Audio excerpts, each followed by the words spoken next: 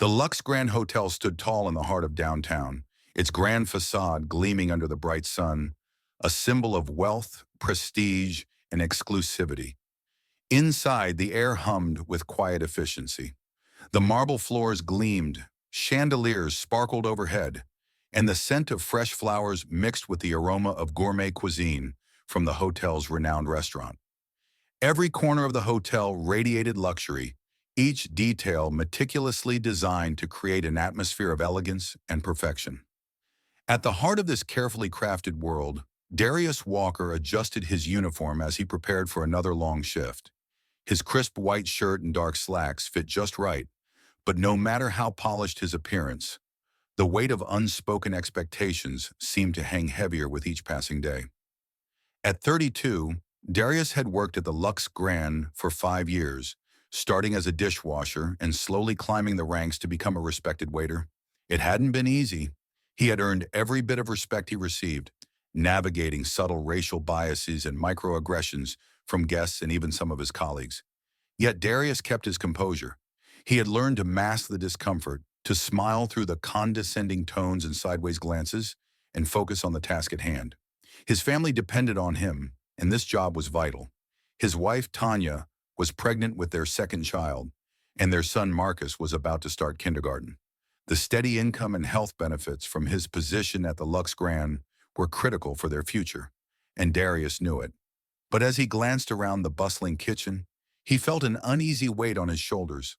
The work was demanding, and even after years of hard work, he couldn't shake the feeling that his best efforts often went unnoticed. The demands of the day were starting to build as the restaurant buzzed with activity. The maître d' walked briskly past Darius, her face tight with concern. "Darius, we're short-staffed today. I need you to cover sections 3 and 4, she said, her voice leaving little room for refusal. Darius nodded, his stomach sinking slightly. He could already feel the weight of the extra responsibility. The afternoon rush would be brutal, and even the smallest mistake could send ripples of discontent through the guests, or worse, management. "Of course," Darius replied, masking the brief flicker of concern behind his smile. He mentally mapped out the layout of his sections as he made his way to the service area. It was going to be a long day, but he had done it countless times before. His work ethic had always been his armor, his way of proving his worth in an environment that often overlooked people like him. Today, however, the usual hum of the restaurant seemed louder, more oppressive. The sound of silverware clinking, the conversations blending into a cacophony of voices, all heightened the tension in his chest. As the lunch service began, Darius moved seamlessly through the busy restaurant, greeting guests, taking orders, and delivering dishes with practiced ease. His mind raced with details, anticipating the needs of regulars, addressing sudden changes in table arrangements, and, above all, making sure he didn't let the pressure get to him. He'd worked hard to get to this point, and no matter how subtle the bias he faced daily, he would always strive to be the best waiter in the room. Yet, as the hours ticked by, Darius couldn't ignore the gnawing feeling that today might be different. Something in the air, something just beyond his control, seemed to be waiting to break. The lunch rush hit with full force. Darius moved between tables with precision, his mind a blur of orders, special requests, and constantly shifting priorities. His feet ached from the long hours, but he ignored the discomfort, focusing instead on the immediate demands of his guests. The restaurant was at capacity, and the guests, demanding, often oblivious to the stress behind the scenes, expected nothing less than perfection. "Water refill at table 7, called out one of his colleagues, a young busboy hustling by. Darius nodded, stepping over to the table, his hands steady despite the chaos swirling around him. The guests, a group of executives engrossed in a business conversation, barely acknowledged his presence as he filled their water glasses. At the next table, a couple celebrating their anniversary requested a specific table arrangement. With a brief glance at his watch, Darius swiftly moved to accommodate their request, rearranging chairs and setting the table with a flourish, even as the other guests waited for their seats. His colleagues had begun to rely on him more, sensing his ability to manage multiple tasks at once. And today, that skill was put to the test. Darius maneuvered expertly through the tight spaces, delivering plates of food with a warm smile that never wavered, even as his back and legs began to ache. He had long since learned that any sign of weakness, even in the form of a tired gesture, could be misinterpreted as incompetence, something he could never afford, especially in the high-pressure environment of the Lux Grand. But the stress was mounting. His shift had already stretched longer than usual, and the demands were unrelenting. Darius glanced over at the maître d', who looked frazzled herself, clearly overwhelmed by the sheer number of guests. Despite his exhaustion, Darius knew he couldn't falter. Not today. Not when everything depended on him. As the afternoon wore on, the noise of the restaurant seemed to intensify. The clatter of dishes, the hum of conversations, and the occasional laughter from a nearby table filled the air. Darius kept moving, his body a blur of motion, as he refilled water glasses, checked on guests, and balanced heavy trays. His colleagues relied on him more than ever today, and with each passing minute, the weight of his responsibility grew heavier. He passed by the table with the well-dressed couple and their baby once again. The father, still absorbed in his business conversation, barely acknowledged him as Darius smoothly swapped out their empty wine glasses for fresh ones. The mother, however, had a look of exhaustion on her face. She didn't seem to care about the ongoing conversation between the parents or the baby's cries. She appeared to be more focused on keeping up the image of the perfect family. Darius watched them for a moment before turning back to his duties. The baby's cries had only grown louder, but the parents didn't seem to care, absorbed in their own world. For a brief moment, Darius's frustration bubbled up. He had seen it too many times before. Wealthy patrons who saw their children as little more than accessories to their lifestyle, their emotions disregarded as the adults focused on their own concerns. But there was no time to dwell on it. A soft sigh escaped his lips as he refocused. Darius had learned long ago to maintain his composure, no matter the circumstances. But there was something about today, a gnawing sense of unease that tugged at him. Just as he was about to move on to his next task, a sudden flicker of movement caught his attention. He glanced toward the table with the baby, and his heart skipped a beat. Darius's gaze snapped back to the table where the baby had been sitting, and his stomach twisted with panic. The infant's face was now turning an alarming shade of red, the small hands flailing in distress. The baby's mouth opened and closed, but no sound came out. Darius froze for a split second, processing what he was seeing. A wave of recognition washed over him. The baby was choking. The parents, still deep in conversation, seemed oblivious to the growing panic at their table. The nanny, who had been standing by, looked up in alarm as the baby continued to struggle, her face draining of color. She was paralyzed by the scene unfolding before her, unable to act quickly enough. Without a second thought, Darius set down his tray and sprinted across the restaurant. His feet barely touched the ground as he weaved through the sea of tables, all his focus on the choking infant. He could feel the weight of every pair of eyes on him as he reached the table, but there was no time to care. The parents looked up just as Darius reached the baby. The father's eyes widened in horror as he saw the distress on the child's face, but it was too late for them to do anything.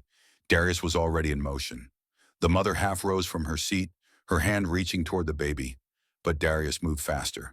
With one smooth motion, he gently but firmly took the child from the high chair and turned the baby onto her stomach, laying her along his forearm, supporting her head with one hand. "Back blows," Darius muttered under his breath, as he began to deliver quick, controlled strikes to the baby's back. The restaurant had fallen silent, every eye locked on Darius as he worked to save the infant. The noise of clinking silverware and murmurs of conversation disappeared into a quiet tension. Darius's hands moved with practiced precision, his mind focused entirely on the baby. 5 firm back blows delivered, but there was no change. He didn't hesitate. His training had prepared him for moments like this, moments that demanded clear-headed action, no room for panic.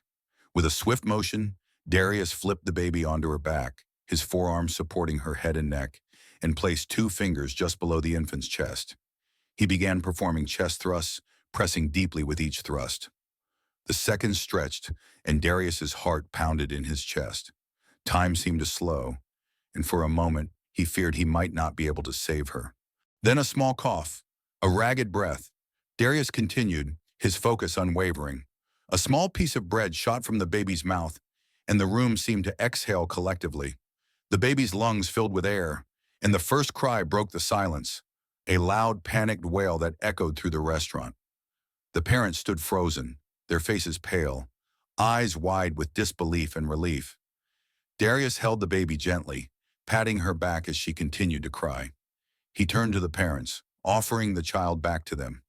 "She's okay now," Darius said softly, his voice steady despite the adrenaline still coursing through his veins.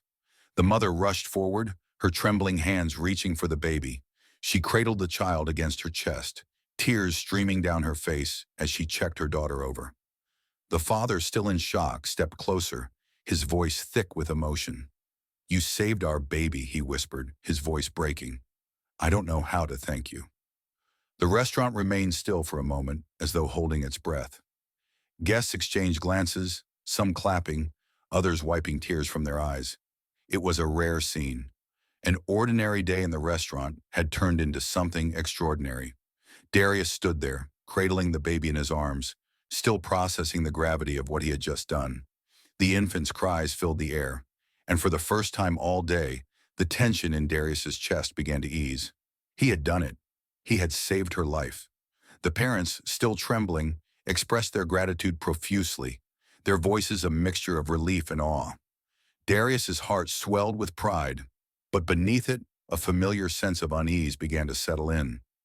He had acted without hesitation, but he knew that in this kind of high-pressure environment, even the most heroic actions could come with consequences. "Thank you. Thank you so much," the mother said, her voice thick with tears. "It was nothing," Darius replied, his tone humble. "I'm just glad I was here." But before the situation could calm any further, Darius saw the restaurant manager, Mr. Dawson, making his way toward him. His expression was unreadable, his pace steady and controlled. Darius's heart skipped a beat. He had hoped the incident might be forgotten, that his quick thinking would be praised, but something told him that wasn't going to happen. "Mr. Walker," Mr. Dawson's voice was cool and clipped as he approached, his gaze flicking briefly to the baby in the mother's arms before locking on to Darius. "Can I speak with you for a moment? Privately?" Darius's stomach tightened. He nodded and turned toward the back of the restaurant, leaving the applause and praise behind. The momentary relief he had felt now felt like a distant memory. As Darius walked behind Mr. Dawson, the weight of the restaurant's eyes on him seemed to intensify. He could feel the gaze of the Johnsons on his back as they watched, their faces a mixture of gratitude and concern. His legs felt heavier with each step, and the pulse in his neck throbbed in his ears. He knew this conversation wasn't going to be one of praise or commendation, at least not from Mr. Dawson. They reached a quiet corner of the restaurant, away from the watchful eyes of the guests. Mr. Dawson turned to face Darius, his expression cold and unreadable. Darius stood tall, his posture straight, but inside his mind raced. He had done the right thing. He had saved a life.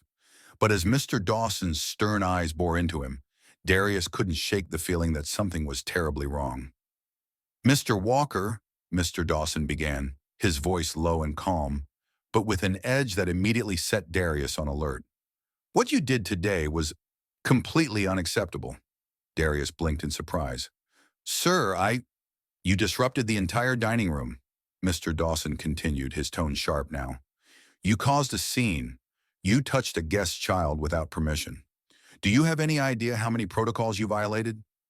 Darius felt a knot form in his stomach. He struggled to comprehend the words. "But the baby was choking," Darius said, his voice firm, though his hands trembled slightly. "I had to act quickly. There wasn't time to follow protocol." Mr. Dawson's eyes narrowed. "That's not the point. We have procedures in place for emergencies. You should have alerted security, called for medical assistance. Instead, you took matters into your own hands and created chaos in my restaurant." Darius's chest tightened as Mr. Dawson's words cut through him. He had acted without hesitation because it was the right thing to do. But here he was, standing in front of the manager, being reprimanded for it. Darius's mind was racing, the words from Mr. Dawson lingering in the air like a bitter taste. He stood motionless, struggling to find the right words, to argue that what he did was necessary. He had saved a life, and yet the manager's cold reprimands made him feel as if he had done something wrong. The silence between them stretched on, thick and suffocating. "You're not a hero, Darius." Mr. Dawson's voice was almost a sneer now. You're a waiter? Your job is to serve food, drinks, nothing more. Darius's breath caught in his throat, a rush of anger bubbling up from deep within. But he kept his composure, his voice steady, though it trembled with restraint. I didn't do it for recognition. I did it because I had to. Mr. Dawson's lips pressed into a tight line, his gaze hard and unyielding. You've overstepped your bounds, and now you've jeopardized the reputation of this restaurant. We cater to a certain clientele, and they expect a particular level of decorum. Darius's hands clenched into fists at his sides. He could feel the sting of his manager's words, each one laced with the weight of judgment. But what could he do? In that moment, he felt small, reduced to nothing more than a cog in a machine that didn't care about his actions, his integrity, his humanity. Without warning, Mr. Dawson's next words shattered any remaining hope Darius had. I'm afraid I have no choice but to terminate your employment, effective immediately. Darius felt the blood drain from his face. He had heard the words, but they didn't seem real. Firing him for saving a child's life. He opened his mouth to respond, but no words came.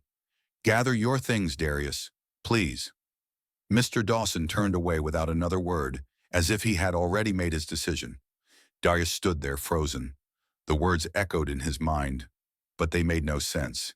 He had just saved a baby's life, and now he was being fired. The weight of the situation pressed down on him like a ton of bricks. He thought about his wife, Tanya, and their unborn child. He thought about Marcus, his son, who was about to start kindergarten. What was he supposed to say to them? How would he explain this? He could feel the sting of humiliation creeping up his neck, but he refused to let it show. No matter how much it hurt, he would not break down here. He had worked too hard for this job, too long to be treated like this. Mr. Walker, if you don't mind, Mr. Dawson's voice cut through the fog of disbelief. I'll need you to collect your things. Darius nodded stiffly, unable to speak. He felt his legs move, but it was as if they weren't his own. He walked to the back room, each step heavier than the last, feeling the eyes of the other staff on him.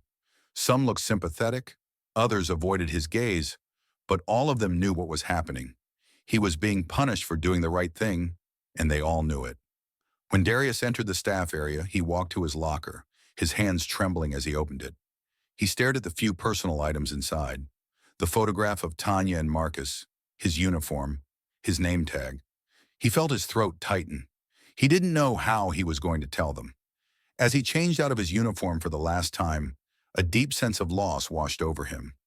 He had always prided himself on his professionalism, but today that professionalism had cost him his livelihood. Darius shoved the last of his belongings into his bag, his movements mechanical. The photo of Tanya and Marcus seemed to mock him as he tucked it carefully into his coat pocket. The weight of the small picture felt like 1,000 pounds, pressing down on him with the crushing realization of what had just happened. He closed his locker, his eyes lingering on the small lock that had always been a symbol of security, until now. The steady hum of the hotel, the sound of the kitchen staff talking quietly in the distance, all seemed distant now.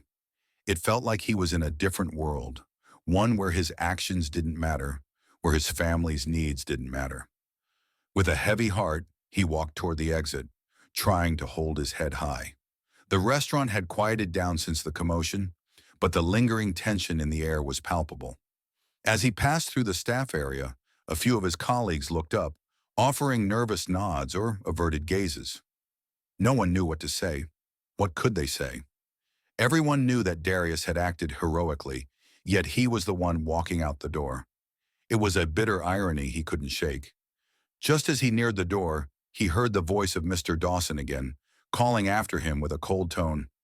Darius, don't forget your uniform and name tag. The words hit him like a slap. He had already felt the sting of rejection. But this felt like one final insult, as if the uniform, the name tag, were all that mattered. Darius didn't turn around. He couldn't. Instead, he pushed open the door to the bright afternoon sunlight, feeling the harsh reality of the world outside hit him all at once. The blinding sunlight hit Darius's face as he stepped outside the Lux Grand Hotel. The bustling city street stretched out before him, oblivious to the life-altering moment that had just transpired. People hurried past, some in suits, others in casual wear, all caught up in their own worlds, while he was left standing there, lost. He stood on the sidewalk, the weight of his small bag in his hand, unsure of where to go or what to do next. The world seemed so much smaller now. Darius's thoughts turned to Tanya. How could he tell her that he had lost his job? How could he explain that he had been fired for saving a child's life? The words felt impossible to say. He could already hear her voice, her concern for him, for their family. She had always been his rock, and now it was his turn to be strong for her, for Marcus, for their unborn child. But how could he be strong when everything seemed to be falling apart? As Darius walked, the feeling of shame began to creep in, mingling with his anger. He had given everything to that hotel, to his job. Yet in a single moment of heroism, he had been discarded. He couldn't help but wonder, if he were white, would this have happened? Would the hotel have fired someone else for the same actions?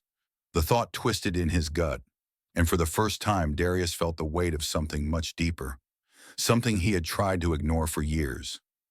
The sidewalk stretched before him, endless and uncertain. Every step felt like it carried a heavier burden, and yet he kept walking. He had no answers, no plan, only the gnawing ache of injustice and the overwhelming need to face his family. Darius walked through the streets with a heavy heart, his mind replaying the events of the day over and over again. The weight of what had just happened gnawed at him, but nothing could prepare him for the unexpected turn of events that came next. As he approached his apartment building, his phone buzzed in his pocket. He pulled it out, his hand shaking slightly as he saw the name on the screen. John Johnson, the man whose daughter he had saved. Darius hesitated before answering. He didn't know what to expect, but he certainly hadn't anticipated this. "Darius," John's voice came through the phone, firm yet warm. "We need to talk. I can't believe what just happened to you." Darius's chest tightened, but he held back a sigh. "John, I appreciate your concern, but there's nothing you can do. It's over." "No," John cut him off. "It's not over. You did something incredible today, and you deserve better. My wife and we're not letting this go." Darius's mind raced. He wasn't sure what he was hearing. "John, I appreciate it, but really there's nothing to be done. They've made their decision. We're not just going to sit here and let this happen," John said firmly. "Sarah and I are going to the hotel. We're going to make sure this gets looked at. They can't fire you for saving our daughter's life." Darius's heart swelled with a mixture of gratitude and disbelief. It wasn't just a thank you anymore. The Johnsons were going to fight for him. They were going to stand up for what was right. "Please," John added, his tone softer now, "stay strong. We won't let this injustice slide." Darius felt a wave of emotion wash over him as he ended the call. His hands trembled, not from fear, but from the rawness of what John had just said. For the first time since he had been fired, a small spark of hope flickered inside him. The Johnsons didn't owe him anything. They had already been so grateful for what he had done. But now they were stepping up for him, and it meant more than words could express. He took a deep breath, trying to steady himself as he entered his apartment building. The familiar smell of home greeted him, but the warmth of the space felt distant now. Tanya was there, waiting for him. She had no idea what had happened, no idea that the life they had worked so hard to build was now teetering on the edge. As he walked through the door, he saw her sitting on the couch, a soft smile on her face as she looked up from the book she had been reading. But the smile faltered when she saw him, and for a split second, he could see the question in her eyes. Something was wrong. "Darius?" she asked, her voice filled with concern. He dropped his bag by the door, his chest tight with emotion. Tanya was always so strong, so steady, but now he felt like he was the one who had failed them. He opened his mouth to speak, but the words wouldn't come. He could already feel the tears threatening to spill. "Tanya," he started, his voice cracking, but he couldn't finish the sentence. The weight of it all was too much. Tanya's expression shifted from concern to confusion as Darius stood silently in the doorway. His eyes were downcast, and his shoulders were slumped with the weight of everything he hadn't yet said. The tension in the air was thick, the unspoken words hanging between them like a cloud. "What happened?" Tanya finally asked, her voice soft but insistent.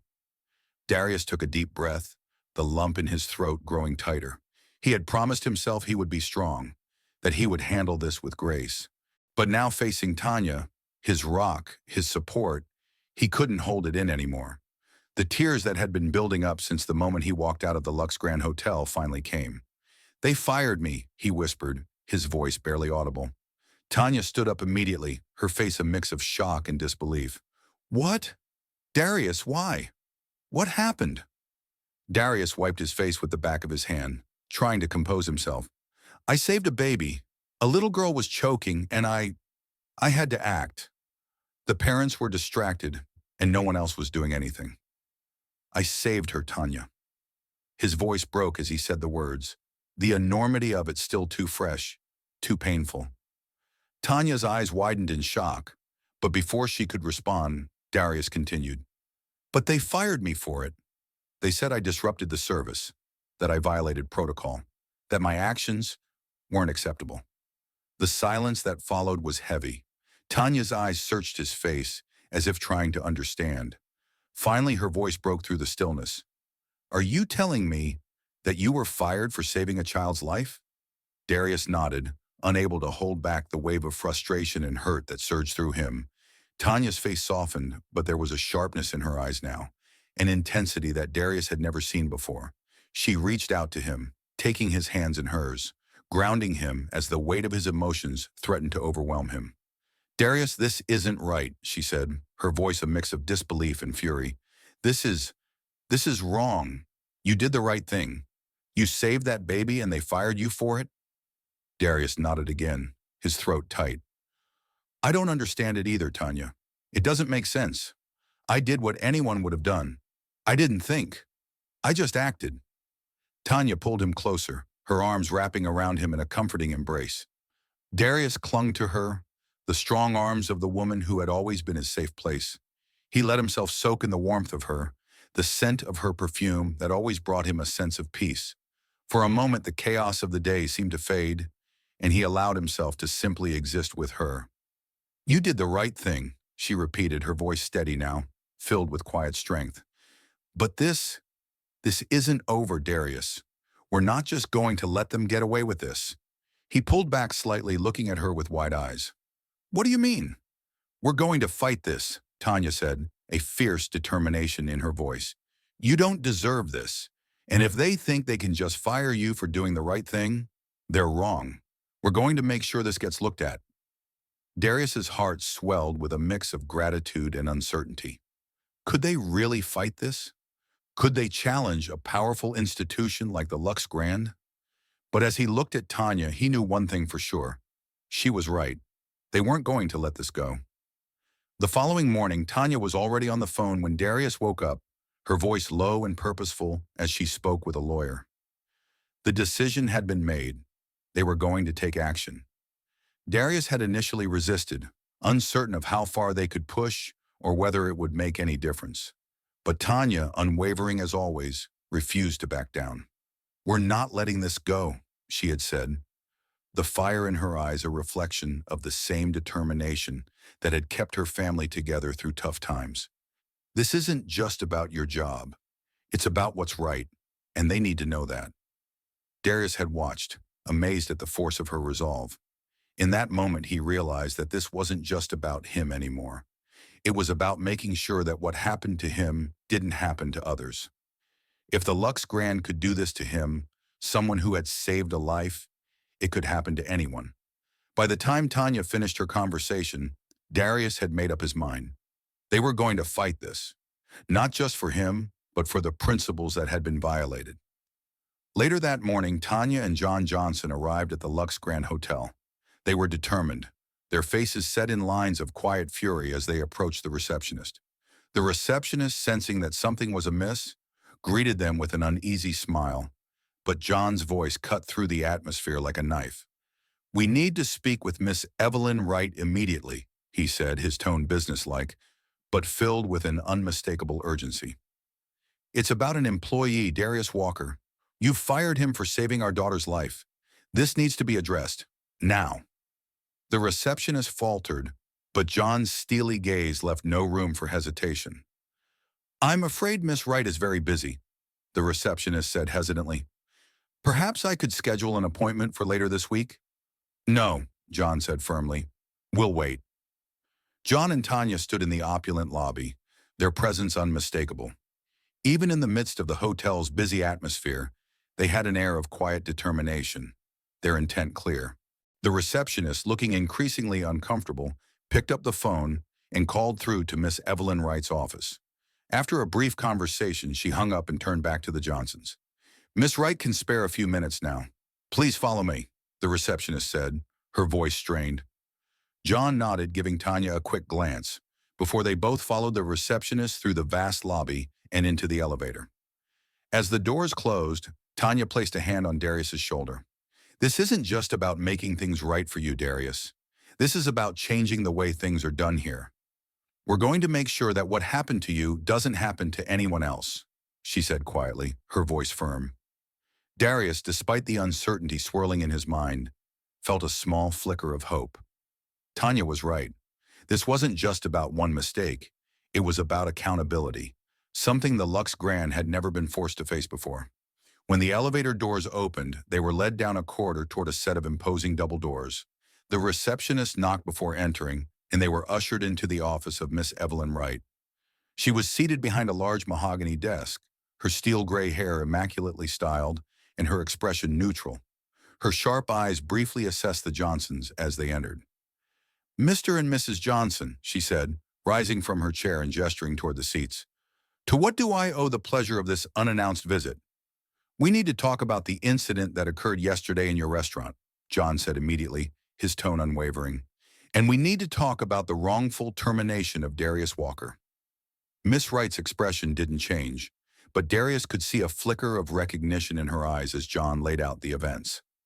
John spoke with urgency, recounting how Darius had acted quickly to save Emily, their daughter, and how the hotel had fired him despite his heroic actions.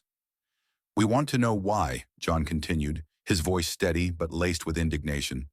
Why did you fire him for saving our daughter? He didn't cause any scene. He acted in the best interest of the child. He saved her life.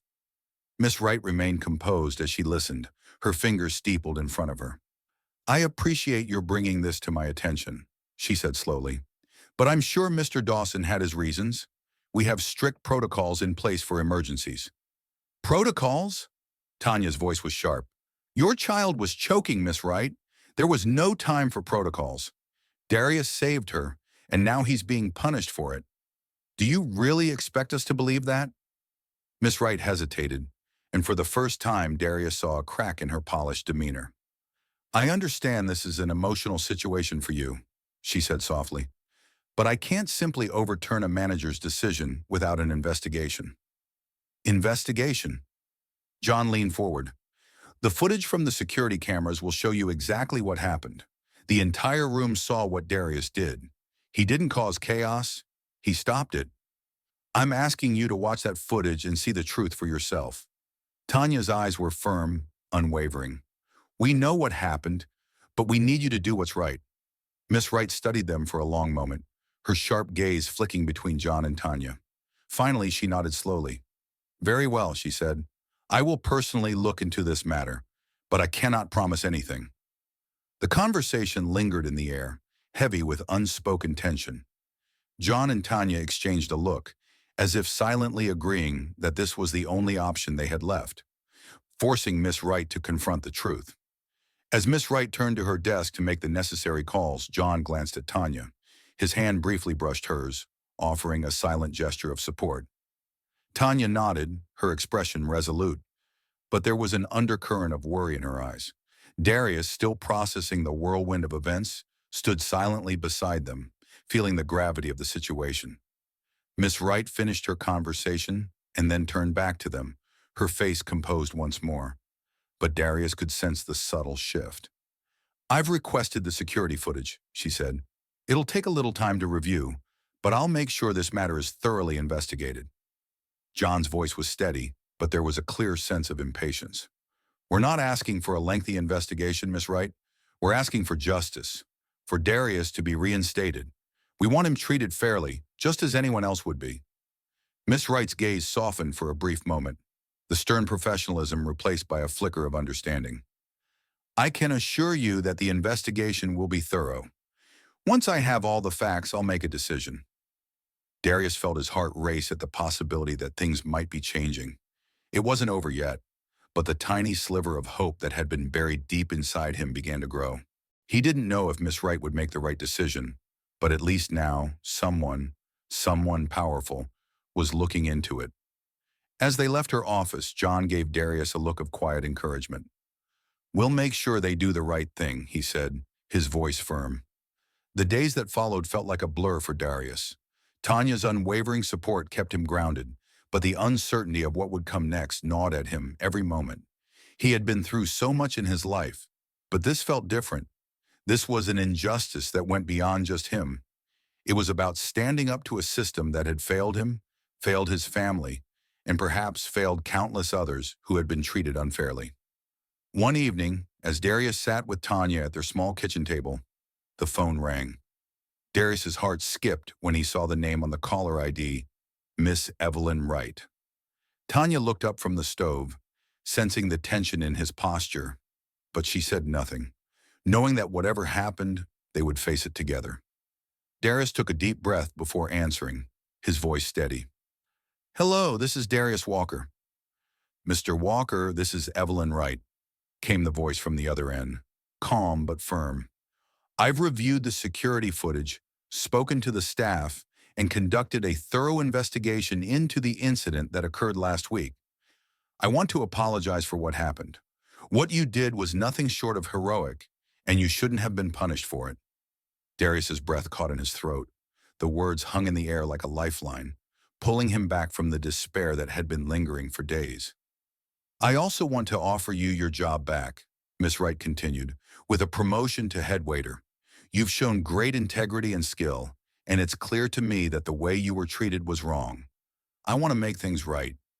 Darius stared at the phone for a moment, his emotions rising in a rush. Could he really go back? Darius's grip on the phone tightened as Miss Wright's words settled into his mind. A promotion to head waiter, his job back. It was everything he had worked for, and yet there was something holding him back. He had saved a life, but at what cost? The humiliation, the anger, the way he had been treated, it wasn't something that could easily be forgotten.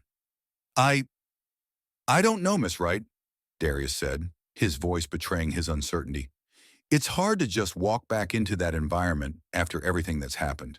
I've been treated like I don't matter, like my actions were nothing more than a disruption." There was a brief silence on the other end of the line. Then Miss Wright spoke again, her tone more understanding now. "I understand, Mr. Walker, and I don't expect you to make a decision right away.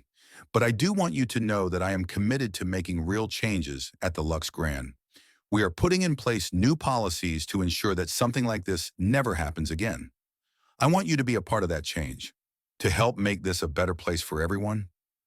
Darius felt a wave of emotion welling up in his chest. He had always prided himself on his work, on his ability to rise above the challenges that came his way. But this felt different. The decision wasn't just about him anymore. It was about making sure that others wouldn't have to face what he had gone through. "I need time to think about it," Darius said quietly, his voice steady, but filled with the weight of the decision before him. "But I appreciate the offer." "I understand," Miss Wright replied. "Take all the time you need, Mr. Walker. Just know that the door is open if you decide to return." The days that followed were filled with reflection and soul-searching for Darius. He spent hours talking with Tanya, weighing his options. Returning to the Lux Grand meant not only accepting the job back, but also carrying the weight of what had happened. Could he trust them again? Could he return to a place that had almost destroyed him? Tanya was adamant, though, that this was a chance for change, a chance to turn his painful experience into something positive for others. Finally, after long conversations and much contemplation, Darius made his decision. He would return, but under his terms. If he was going to go back, it had to be for something bigger than just a paycheck. He called Miss Wright and accepted her offer, but he made it clear that things would have to change. Real, tangible changes. "I'll come back," Darius said into the phone, his voice steady now. "But I have conditions. Mr. Dawson needs to be held accountable for his actions. The hotel needs a clear anti-discrimination policy, and I want to be part of the process to make sure these changes happen." Miss Wright didn't hesitate. "Agreed on all counts, Mr. Walker. We need your voice and experience. Together, we'll make the Lux Grand a better place." Darius hung up the phone, a weight lifting from his shoulders. It wasn't going to be easy. There would be resistance. But he had a purpose now, something greater than just getting through the day. He was going to be a part of something that could bring real change to the hotel, to the people who worked there, and to the guests who visited. As Darius stepped back into the Lux Grand Hotel for his first day as head waiter, he felt a sense of pride that he hadn't felt in years. The place wasn't perfect, but it was changing, and he was a part of that transformation. The first few weeks after Darius returned were full of challenges. He worked tirelessly alongside Miss Wright and the management team to ensure the changes were implemented. They started with a comprehensive anti-discrimination policy that was shared with all staff, followed by mandatory training sessions for everyone. Darius led the discussions on race and inequality, sharing his own experiences and pushing for real change in how employees were treated. His voice, once silenced by subtle biases, now carried weight in the halls of the Lux Grand. It wasn't easy.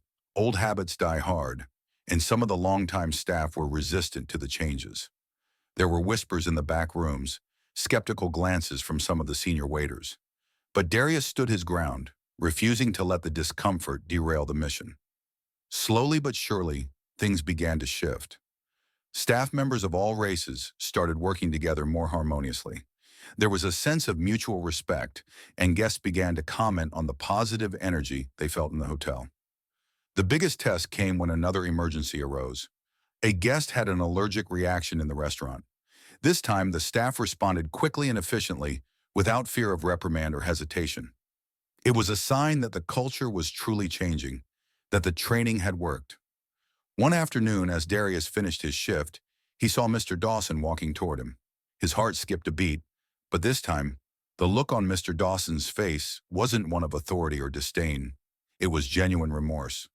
"Mr. Walker," Mr. Dawson said quietly, "I owe you an apology.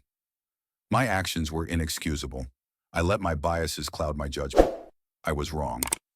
Darius studied him for a moment, weighing the sincerity in his voice. "Thank you," he said simply. "I appreciate that.